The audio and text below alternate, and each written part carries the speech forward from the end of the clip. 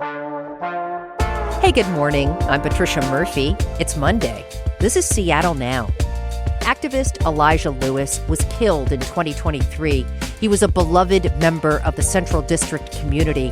His killer was recently sentenced to 35 years in prison. For those who knew him, the trial is over, but the pain and grief endured. In a minute, we'll talk with two of Elijah's friends about the trial and his impact and legacy. But first, let's get you caught up. If you're in the market for a new phone number and want to keep your Seattle cred, there's a deadline looming tomorrow. Beginning Tuesday, you'll no longer be assigned a 206 area code. If you get new phone service or add an existing line, you're going to get a 564. This, of course, is happening because the region is running out of unique phone numbers. But yeah, 564 just doesn't quite have a ring to it, huh? The King County Council will take a no-confidence vote tomorrow regarding County Assessor John Wilson. Wilson's accused of harassment and stalking by his former fiancée, who recently filed a restraining order against him for the second time in a year. County Council members Claudia Balducci and Gurmai Zahalai have called for Wilson to step down, but Wilson says he's staying put. Tomorrow's King County Council meeting begins at 1:30. And hey, if you watch the Seattle channel, the city wants to hear from you. The city-owned cable channel has a survey out and wants to know what types of programs you want to see, how you watch, and your opinion on how to build long-term sustainability. The Seattle channel operates from City Hall and streams live city council meetings along with cultural programs like Art Zone. The deadline to fill out the survey is today. Check back for more headlines on tonight's episode of Seattle Now. Seattle's Elijah Lewis created spaces for people to gather. Once he understood what could be accomplished through community, the activist and entrepreneur seemed unstoppable. I didn't realize that I had any power in my community. And for most of my life, I didn't really change anything in my community, right? But within the 4 years, maybe 5 years of my life, right, personally, that I understood my power and I utilized my power, you can literally see the things in that timeline of things that I've been a part of, the active, innovations, the acquisitions, and all the things that I've literally been able to be a part of, right? And these are real things that real individuals can do. On April 1st, 2023, Elijah was killed in his car, shot by a man named Patrick Cooney during a road rage incident. It was supposed to be a beautiful day. Elijah was headed to a monster truck rally with his young nephew to celebrate his birthday. The boy was also shot, but survived.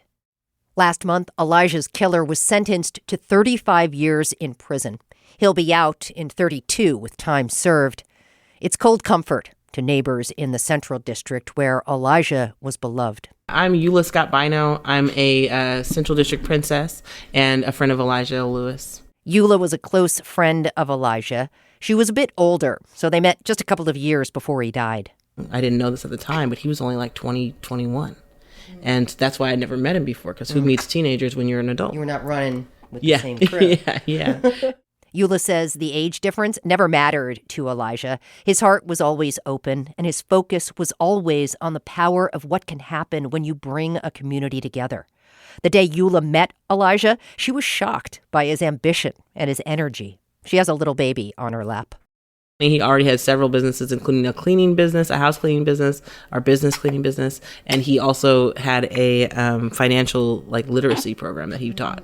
And so he approached me with all this info so quickly in a way where I was really taken back. Like, who are you? Where is this fire coming from? And who told you I needed you? Because in a lot of ways I needed him. At the time, Eula was grieving. Both her husband and her mother died during the pandemic. She just didn't feel ready to get back out. She was depressed and trying to take care of her young son. But Elijah had a way of gently pushing. Wrapped up in all my grief, I really didn't want to walk out into the world at the time and be seen as a person who had so much loss, right? I want to be Eula, not Eula whose husband died and mom died, in the pandemic. And so it was interesting to meet somebody who didn't know me in that vein, but then also did not care about my grief. I had conversations with Elijah where I said to him, please don't invite me to so much stuff. Please don't include me so much in community. I am kind of over it, And he would, to my face, be very agreeable. Okay, I understand what you're saying. I'm hoping that you come through that, so on and so forth. And then a week later be inviting me to something in a text saying, I need you to come. What do you think that says about him? Well, Elijah was persistent, and he knew that to really build and organize, it requires persistence. You can't make change by just knocking on someone's door one time, right? If you have a neighbor that you want to become friends with and maybe someday go half and half on a fence, you can't knock on their door one time and if they're not home, give up. You can't knock on their door the next time and say, oh, you can't start with the ask either. You can't start with, oh, this fence is pretty pricey. You have to start with, oh, how have you been? Nice to meet you. Here's who I am. You should get to know me. Here's where my boundaries are. Here's who I am as a person. Where are your boundaries? What are you working on? Do you like this fence? Yeah. Do you like what we have going on in this community? If not, how would you like to make changes? I was really impressed by how persistent he was. Elijah seemed emotionally built to dig into the big issues, to bring energy where it was needed. Like when a well-known and loved neighbor was killed by gun violence. Elijah's friend Jacqueline Smith Armstrong remembers when Devon Pickett Jr. was killed in 2022 in front of his business, and Elijah's response.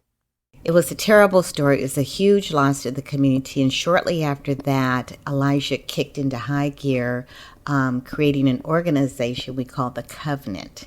And the Covenant was being operated under 17 principles, basically on the principle of Sankofa, if you're familiar with looking back to look forward. It's an African principle.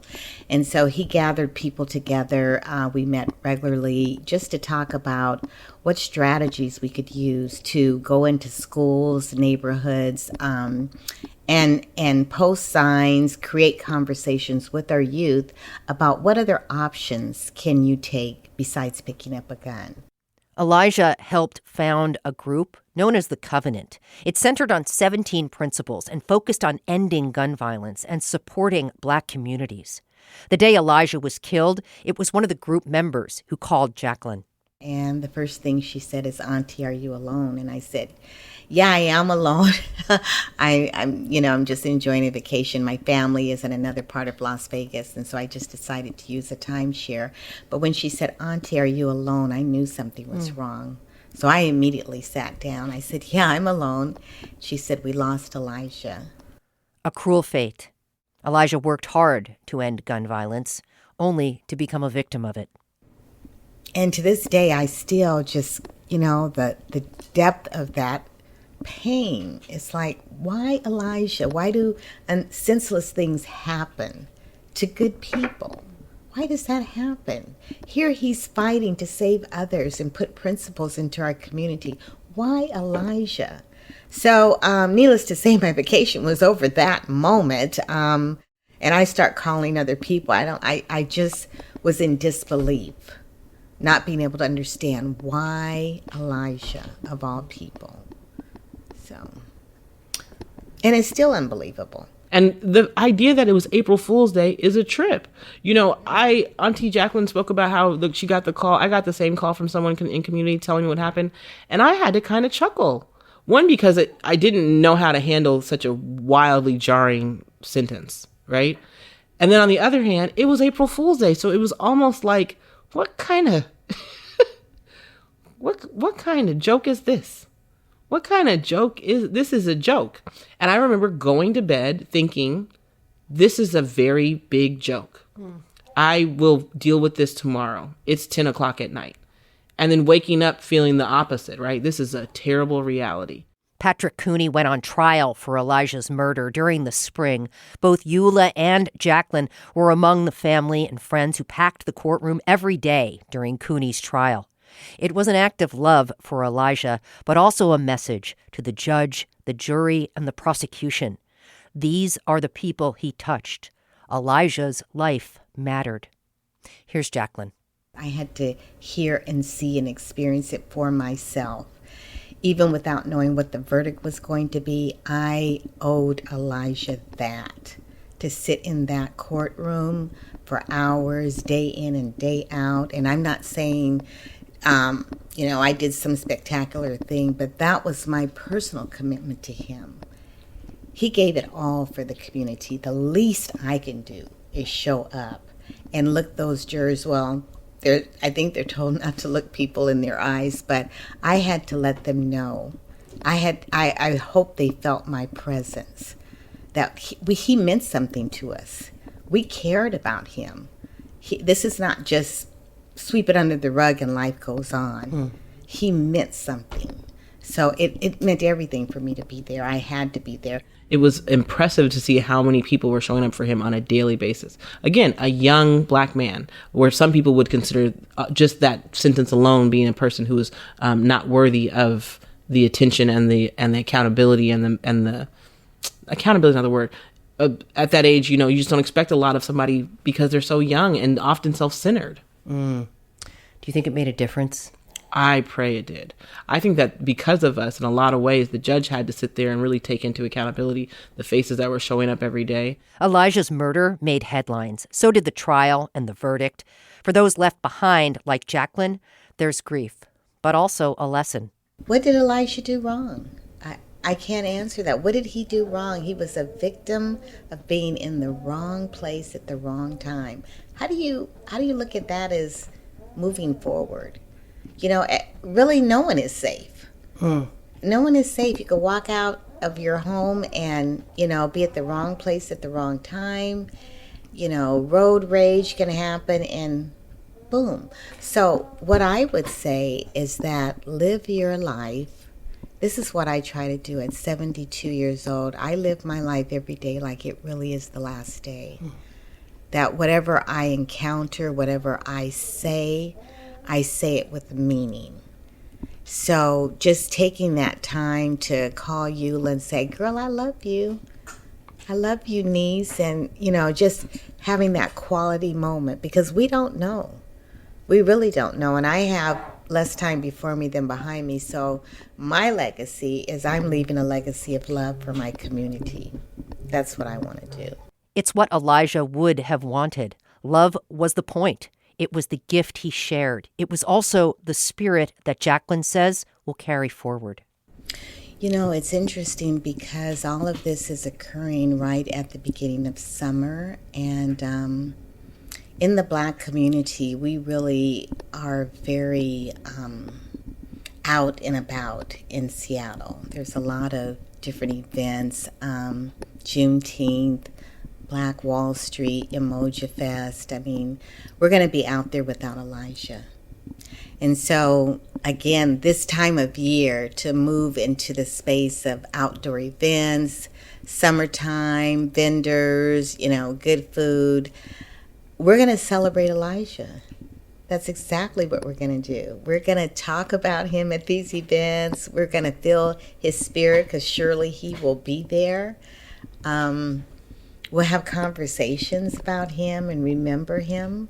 So, all of this is happening. I think everything happens for a reason, and the timing for me is perfect because I don't have to deal with this alone. I'm going to be at those events. I'm going to be talking about Elijah. I'm going to be wearing my Elijah L. Lewis t-shirt. Sure. I'm going to be rocking that and just embracing that we had an amazing spirit, and we're going to keep his legacy alive. We're going to keep talking about prevention of gun violence. We're going to keep saying his name and how much he loved the community and would want us to be safe. He can rally even in death, yeah? Absolutely.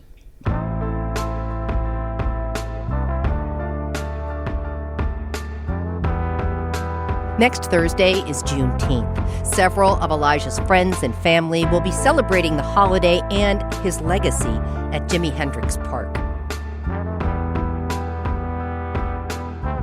Thanks for listening to Seattle Now. Today's episode was produced by Caroline Chamberlain Gomez. Our production team also includes Vaughn Jones, Brooklyn Jamerson Flowers, Andy Hurst, and Paige Browning.